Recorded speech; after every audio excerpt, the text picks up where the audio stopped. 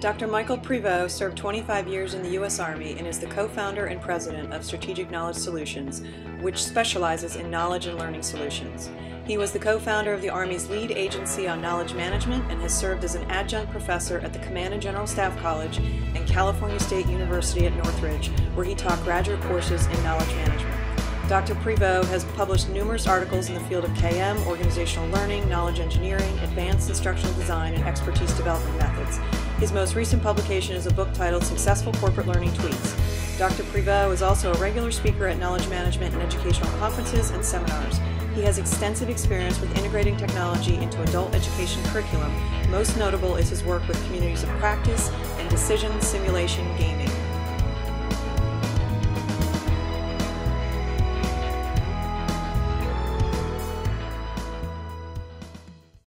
It's my pleasure today to introduce Dr. Michael Prevou. I am interviewing Dr. Prevou as a requirement for a course entitled Building Technology into Curriculum for Kansas State University. Dr. Prevou, thank you for joining me today. Dr. Prevou, since you began teaching, can you highlight a few changes you have seen with the integration of technology into curriculum? Yeah, Eileen. Well, since I've been teaching, we've gone from blackboards and chalk and things like view graphs all the way up to immersive technologies and online communities, things like that. One of the things that I think is the most impressive is the ability to be able to use simulations to put students in the moment, literally make them feel part of the environment in which they're making decisions in. The internet has also allowed us to do a lot of things that we couldn't do years ago. I mean, it's not only helping connect each other, but it's allowing the students to have these collaborative conversations that we could never have in the past. So I think that's really good. Private universities have really capitalized on that internet, and the proliferation of distance learning classes are a good example of how technology has changed what we do. All right, my second question for you is, do you believe technology integration has enhanced learning, and if so, how? Yeah, I do. I think it enhances learning in a number of ways, but let's just talk about three specific ways. First, it provides us access to instruction that some people may not be able to get due to geographical location or timing. This is especially key for adult learners or those with disabilities that are prevented from coming to the actual campus. Second, it provides us an opportunity to experience events or activities that would be too expensive or too dangerous to do otherwise. Flying an airplane, reacting to a problem in a nuclear reactor control room, or even some kind of medical surgery or something like that are good examples. And finally, it allows us to connect a larger cohort of learners together and leverage what is commonly being referred to as social or informal learning. Now, through technology, we bring more people together in these virtual classrooms than we can in the physical brick and mortar structures, and that allows them to collaborate and share their knowledge and experiences differently than they ever have been in the past. My third question is, have you seen technology used for the wrong purpose or outcome, and why do you think that may occur? Yeah, I have, Eileen, and usually it occurs when the curriculum developers or the instructors start with the technology rather than a learning objective. There's lots of bright and shiny technologies that impress, but you have to start by asking, what do we want to achieve and what desired learning outcomes are there? And then you got to work forward from that. Sometimes you use the best and the most often the most economical approaches to the technology instead of the thing that's kind of caught your eye the most. The best applications for technology is when it's blended with other teaching strategies and provides a batting cage where students can deliberately practice that skill over and over. Now, the second way I think technology is used incorrectly is when it gets in the way of learning. This sometimes has more to do with the ease of use and the speed and access of the content than anything else. It's interesting that we talk about that because Dr. Kang, my instructor, has us doing a wiki page, and one of the projects that my group and I are working on are things to avoid when using technology in the classroom. And one of the things that the group came up with was using technology for the sake of technology. Yeah. And we did some research on that and found that some instructors are not, or they're ill-equipped to use certain types of technology, yet when they incorporate them into their classroom, they may not be doing their students a service because they, in fact, themselves are not as familiar with the technology. Yeah, and I actually see that in quite a few places that I go and visit when I'm in classrooms. Again, technology for the sake of technology, and that's the wrong approach, I think, here. We do our faculty a big disservice by not teaching them to use the tools effectively, and then giving them opportunities to practice it themselves, just like we want our students to practice the skills that we're trying to impart on them. Yes. Do you think at some point, with a generational difference, you'll have a generation of teachers who are not as tech savvy, and they'll have a group of students who are quite tech savvy, so there tends to be a gap there in that skill and ability to use technology? Yeah, I think right now, if you look at sort of many of our classrooms, you are spanning 4 generations, and that's a pretty big gap to try to span. But I think even as the Gen X and the Gen Y, get to that older age, there'll have been some new technologies or some new development, and so there will always be a generation gap with the next group. So I think it's important that we understand that gap exists and what the expectations are of the different generations.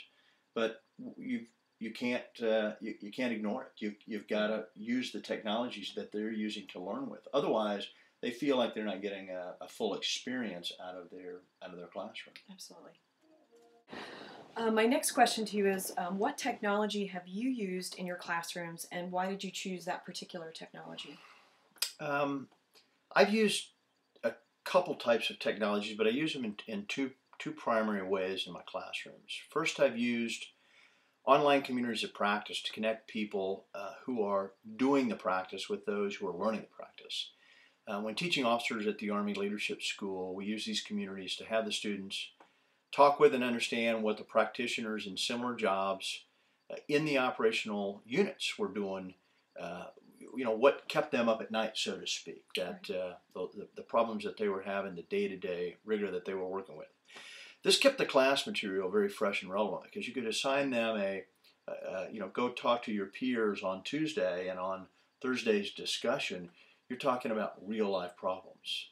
The challenge there was writing that into the curriculum when you really didn't know what the outcomes would be, and quite often many of the developers, the curriculum developers, or the senior leaders in the faculty wanted to be a little more solid on what you were getting to. But those who could kind of see into the future and see that that's the way to keep content fresh and relevant were really good with that. Did you find that the students provided you feedback about how useful that was and the experiences that they had talking with some of their peers?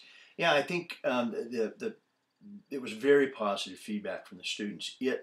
It made the class very relevant to them. All of a sudden, they're not talking about the theoretical things that you do when you go into that position. They are actually talking to people who are dealing with these kinds of problems. And so we would have those discussions with how would you deal with these kinds of problems. That you can't get any fresher, more relevant than that kind of information.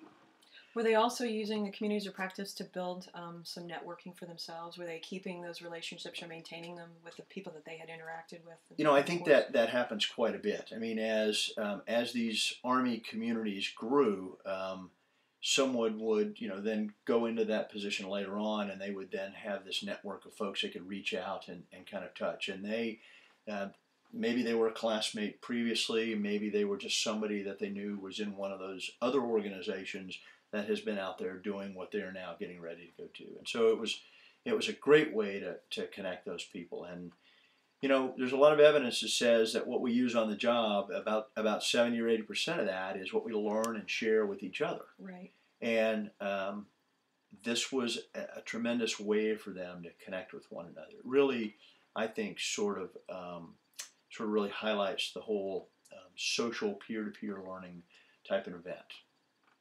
So just to recap that, then you use communities of practice in the classroom. You found it to be a positive experience for the students with that interacting with their peers who are not necessarily sitting next to them in class. But some of the challenges would be that it's difficult to write it into the curriculum because of the learning outcomes are not as clear. Is that? Yeah, so instead of talking about X, Y, or Z like we like to do in most of our curriculum, this becomes kind of talking about current events, and it tends to get a little softer. And so, how do you steer the current events to meet some of those learning objectives that you have in the classroom? My point was always what they're doing in the field is what the learning objectives should be. That's what the people in the classroom are going to have to go out and practice. And so why aren't we talking about those kinds of things? And so while it wasn't difficult to really put it into the curriculum, it just took some accepting from some of those who have been doing it a certain way for a long time. Okay. I also use these same kinds of communities when teaching virtual classes to connect a cohort who was spread across the entire country in 4 different time zones. The communities provided us a nice alternative to synchronous activities that we had online, and offered a lot of scheduling flexibility for folks. So I would simply post in a week span. I might post 3 questions, and their requirement was to go in and answer those questions, and then read and comment on some of their peers. And so that's sort of getting us into the how do we think about certain problems when you're not physically in the classroom, because typically in the classroom you have that kind of a dialogue going on, and it's much harder to do when you're doing distance learning. Right. And so this gave us a way to connect them in thought as well as in sort of the assignments and the actions that they had to do. The other technology that I've used that I talked about was gaming simulations, and I use those to immerse students in a particular situation, then force them to consider the different aspects of a problem using what I would call a judgment exercise. And then once they have the ability to sort of see the bigger picture, ask the right questions, and think through the second and third order effects, I would immerse them in decision games that have an actual cause and effect outcome. Now, I found that by scaffolding like this, it really helps develop help them develop their skills more quickly, but also helps the learning to really last longer. It becomes, they create those memories that and the brain muscle movement that they need. So right. And what types of examples of classroom learning have you used the simulation in? If you could provide some specific, what particular courses? When I was teaching a knowledge management course, for example, with Cal State, one of the things that I wanted them to do was to actually experience different, say for instance, collaborative software. And so we would actually pull those into the classroom so they'd have to participate and use different tools. And then we could do kind of a thorough analysis of what was easy to use about that, what was not so easy to use about it. When I taught battalion and brigade commanders at the Army Leadership School, we were teaching them tactical problems. And we would sort of drop them into these situations that they would have to think through, take them through that sort of scaffolding of questions, and then we would take them into those more in-depth simulations, which had the cause and effect. For every decision they made, there would be some kind of a different outcome if the decisions, were different each time they made them. And they start to understand then how they think and what the impact of their decisions will be. And they actually see it manifest itself right there in front of them. Yes. It really is immediate. And you can go, stop, okay, this didn't work, let's back up, let's try that again, get right back in front of that decision point, let's go through this again, let's try it.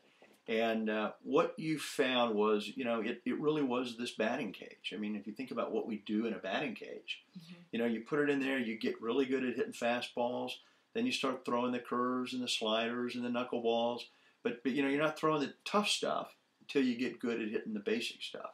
So you can kind of keep ramping this up, turning up the heat, we would say. And I found it's a wonderful way to to make people feel like they've really been through the experience themselves. And the feedback from the students is positive? Yeah, it's extremely positive. I mean, that's the way a great deal of the people like to learn. You know, there are those who want to read and theorize and think about it, but most in those particular groups that I've been teaching are very hands-on, experiential learners. Well, it certainly brings learning to life. It does. So my last question to you is, given your vast experience with using technology for teaching, where do you see technology and education going in the future? Well, I see it becoming more pervasive and more ubiquitous. As I mentioned earlier, technology can't become a barrier to learning. So as we improve the access and the availability of mobile devices, the technology is going to become more and more part of our everyday life. I think we now learn at the point of need more often than we learn for the sake of knowing. And that's a real change, I think, in sort of the philosophy that we have to adopt for education. So I think smaller and more modular learning nodes will become the norm in the future. As simulations and graphics improve, the ability to place learners in any situation and make them think through problems, consider options, look at conditions, figure out second and third order effects, and understand the consequences of their action are steadily becoming part of that reality. I think the classroom in the future is going to be a truly blended environment. It's going to be constantly mixing delivery methods and applying simulations for that batting cage experience that we talked about.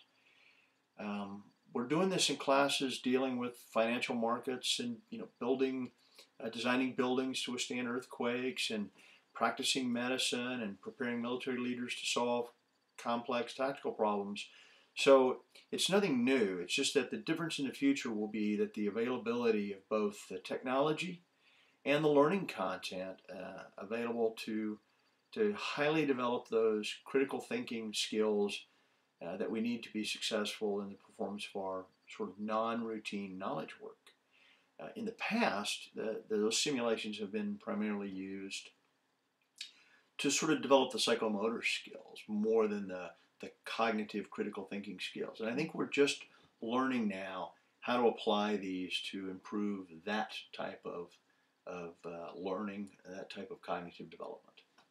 Well, it certainly is exciting, and technology is here to stay, so we need to get on board and understand how to use it to enhance the learning experience. Dr. Prevou, I thank you for your time today. It was a pleasure talking to you, and I appreciate you spending time with us and sharing your knowledge about how you use technology and integrate it into your classroom. Thank you. You're welcome, Eileen. Thanks very much.